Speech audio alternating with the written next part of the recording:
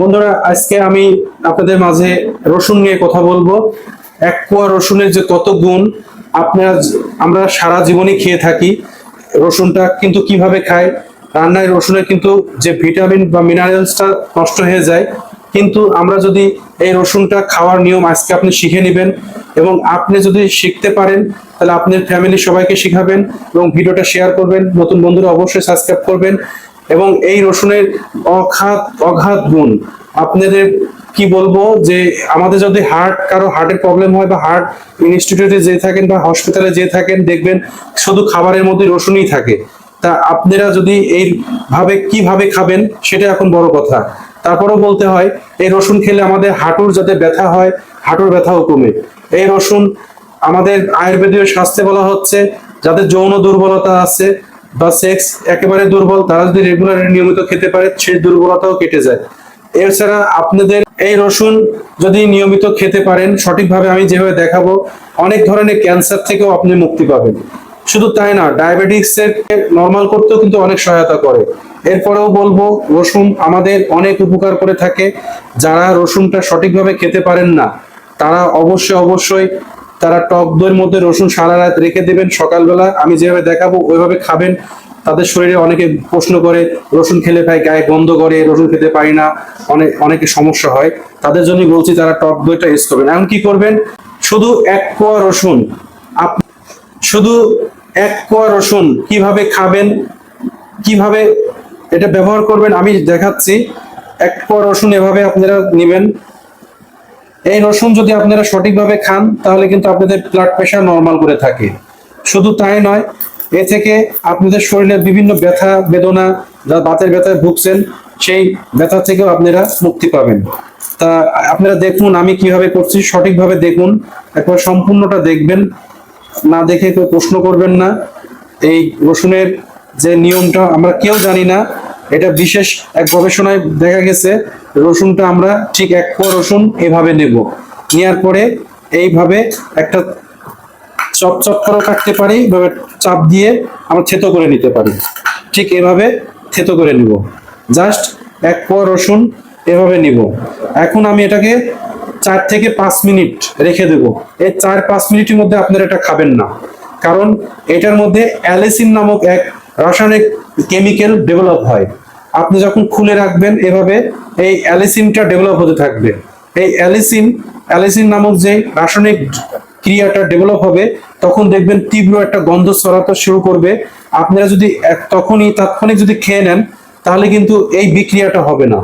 তাই আপনারা যখন খাবেন অবশ্যই এভাবে 4 থেকে 5 মিনিট, 5 মিনিটের কিন্তু আবার প্রশ্ন করতে পারেন অনেকে যে ভাই 5 মিনিটের বেশি রাখলে কি হবে। ভাই 5 মিনিটের বেশি রাখলে এর যে মিনারেলস বা এর যে অ্যালিসিন যে দ্রব্যটা তৈরি হচ্ছে সেটা থাকবে না, সেটা নষ্ট হয়ে যাবে, সেটা ধোঁয়া আকারে উঠে যাবে। দেখবেন যখন রসুনটা রাখা হয় ঝাঁঝালো একটা গন্ধ আসে, সেটা একটা ধোঁয়া মতো সৃষ্টি হয়।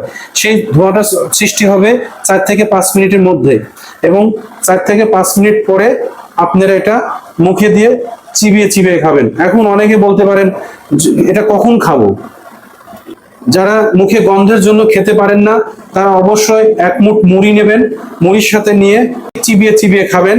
আবার যাদের খুবই গন্ধটা একেবারে সহ্য করতে পারেন না, তারা টক দইয়ের মধ্যে রেখে দিবেন সারা রাত, ওভার দ্য নাইট আপনি এটা দইয়ের মধ্যে রেখে দিবেন, রেখে দিয়ে সকালবেলা ঠিক এরকম থেতো করে খাবেন। তখন দেখবেন এই গন্ধটা অনেকটা কেটে যায় এবং আপনার শরীরে দইয়ের যে পুষ্টি, প্রতিদিন অনেকে দই খাওয়া প্র্যাকটিস আছে, দইয়ের সাথে আপনি রসুন খেতে পারবেন। এটা আয়ুর্বেদ শাস্ত্রে নিষেধ নাই। এবং আপনারা এটা খাওয়ার সঠিক সময় হচ্ছে সকালে খালি পেটে। এখন অনেকের হয়তো বলতে পারেন ভাই আমার তো গ্যাস্ট্রিকের সমস্যা আছে, সকালে আমি খেতে পারবো না। সমস্যা নাই, আপনি খাবার কিছু খেয়ে খান, তাও কিছু হলো আপনি ভালো উপকার পাবেন।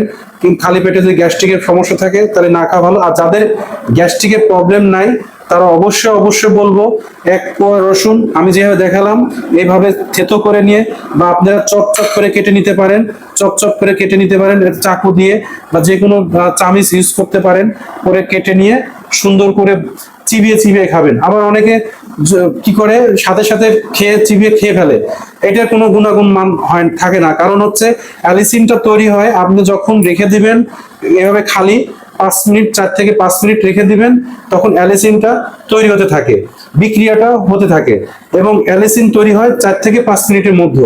তারপরে ধোঁয়া আকারে সেটা নিঃশেষ হয়ে যায়। তাই আপনারা অবশ্যই অবশ্যই যখন খাবেন একটু সতর্ক থাকবেন। 4 মিনিটের মধ্যে খেলেও হবে, 5 মিনিট অপেক্ষা করে যদি করতে না পারেন 4 মিনিটের মধ্যে খাবেন, কিছুটা হলো ভালো একটা রেজাল্ট পাবেন। এই রসুন খেলে যখন আপনি খেতে থাকবেন ধীরে ধীরে আপনার নার্ভাস সিস্টেমটাকে অনেক ডেভেলপ করতে পারবেন এবং করে থাকে। তাই আপনারা যখন অনেকে বলে যে আমি ভাই সময় নাই, আমি কি করব, তো আপনি যদি এর ঝাঁঝালোটা গন্ধটা সহ্য করতে পারেন, আপনি মুখে এক মুঠ মুড়ি দিয়ে 4-5 মিনিট ধরে চিবাতে থাকবেন, তখনও অ্যালিসিনটা মুখের মধ্যে তৈরি হতে থাকবে। তবে আপনারা সাথে সাথে খেয়ে ফেলেন, এটার কোনো গুণগত মান নাই বা এটা কোনো উপকার হবে না এবং আপনাদের রিলেশনশিপের জন্য খুবই বহুত একটা ভালো কাজ করবে এটা।